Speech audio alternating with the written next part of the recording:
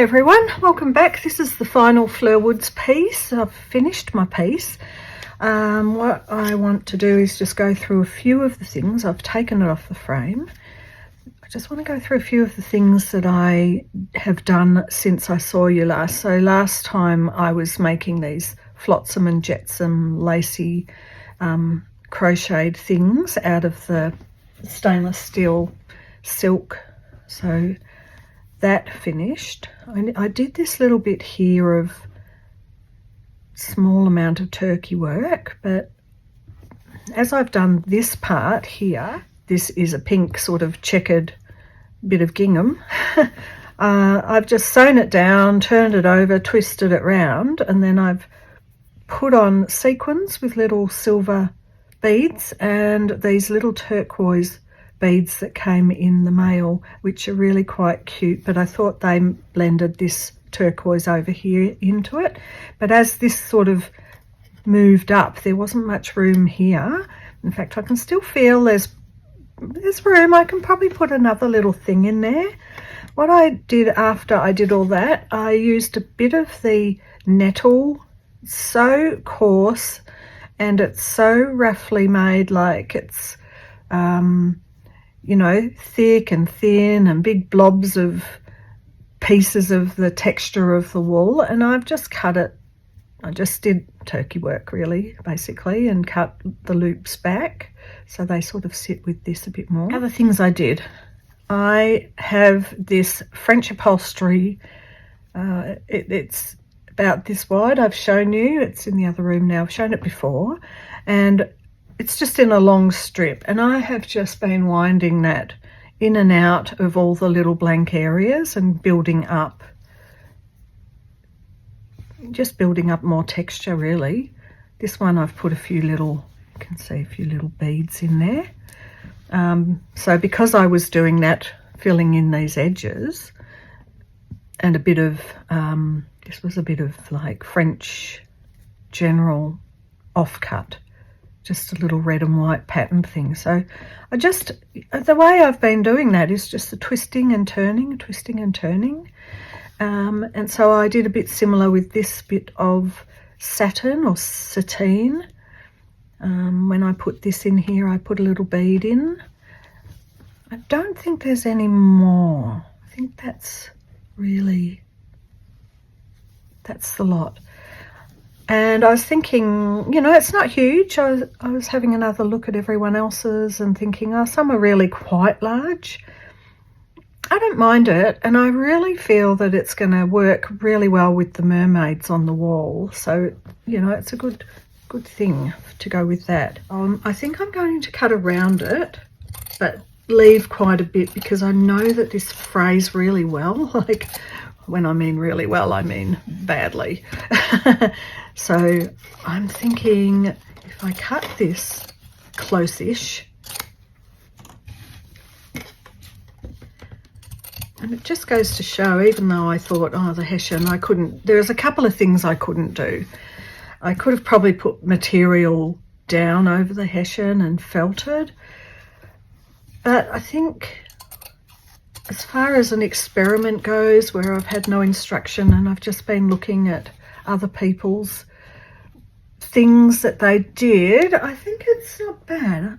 You know, it's going to be okay. So I have been thinking that if it's flat, it's perhaps not as raised, and maybe I would like something like a bit of batting under, and then turn all these under and then stitch them all down. So the stage I'm up to, and I'll probably do it tomorrow because it's got a bit late in the day. I've had a few interruptions and didn't get this made when I wanted to.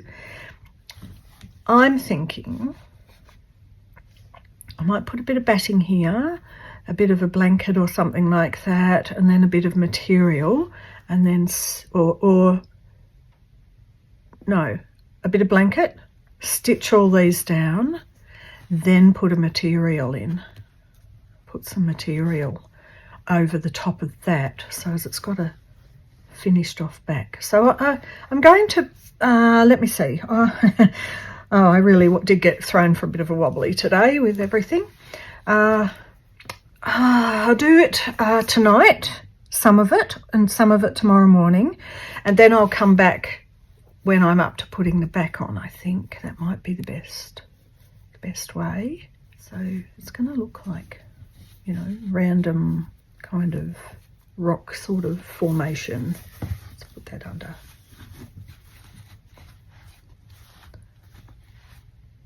That's a bit, that was a bit too high. So you get what I mean. So I'll be back. Okay, so I've stitched it.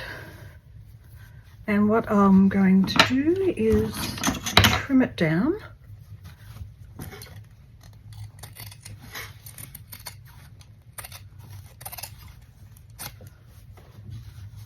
Be careful. I was just going to say I have to be. I can't see where the stitching is. I've already messed up, but that's okay. I think the stitching, I couldn't get it in too close because of the. I should have put on a zipper foot or something on the machine.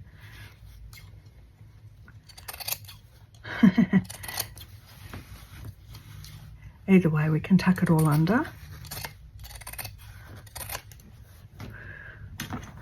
Now, I'm just thinking, well, where is it? Here it is. I'm just thinking that I might actually use some old flannel sheet on the back, so it's still nice and soft. I mean, that's nice and soft.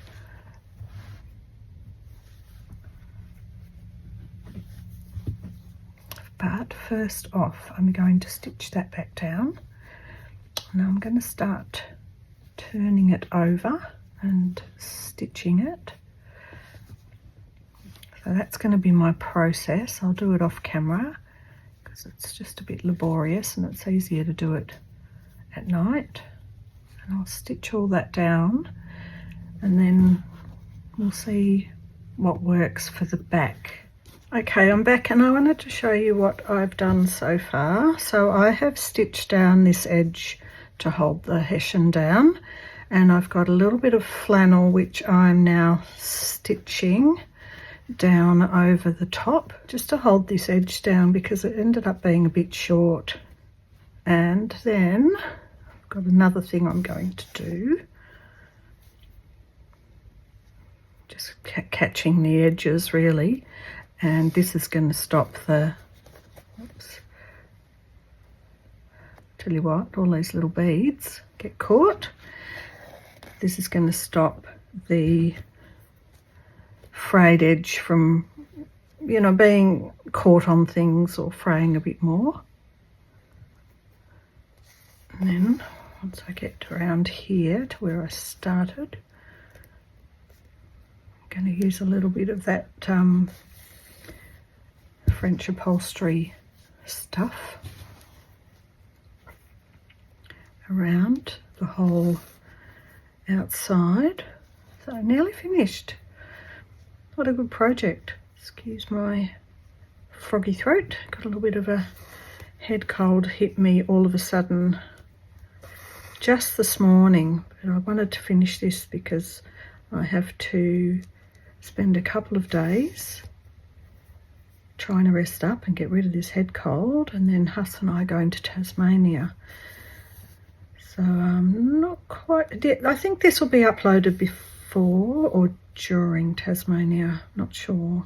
Anyway, that's it. Finish that bit. Now, this is what I want to start doing, using a bit of this beautiful edge.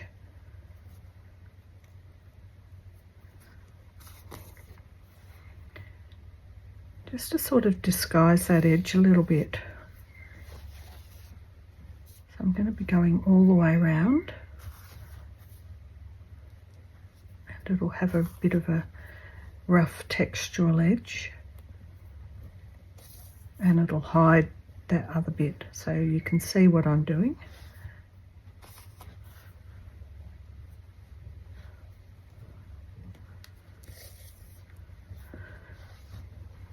Like this.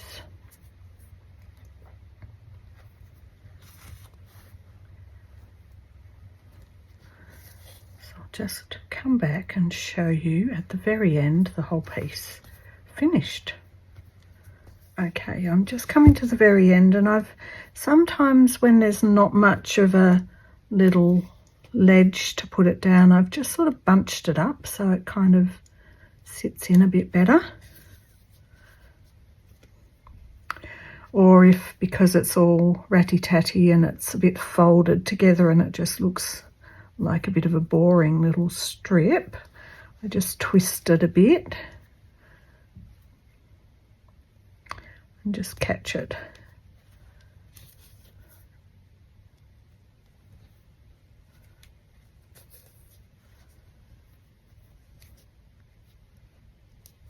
There, that's the end there. Just snip it.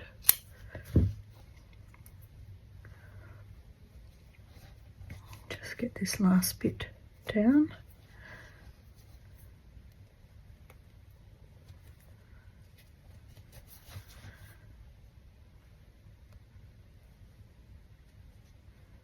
There we go. Now, aside from the fact that I might look at it after and go, oh, I could put something else there, it's finished. For now, it's finished. Here's the back. This is how it looks. I'll just cast this off, put my needle in my needle book, and let's look at the finished piece.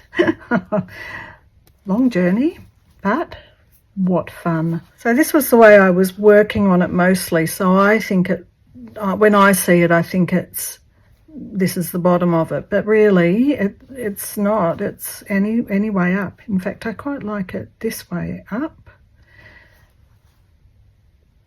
Doesn't matter, can be any way. So there it is. Oh my goodness, it was such fun. Oh, thanks Fleur, that was just such a wonderful project to make, and I'm really glad that I got to experience it. There it is, finished. So I hope you've enjoyed following this along and got something from it. I'm inspired to make another one, but first the mermaid and the bag, and then we'll see what's happening next month. Okay, thank you for following this one along. Bye for now.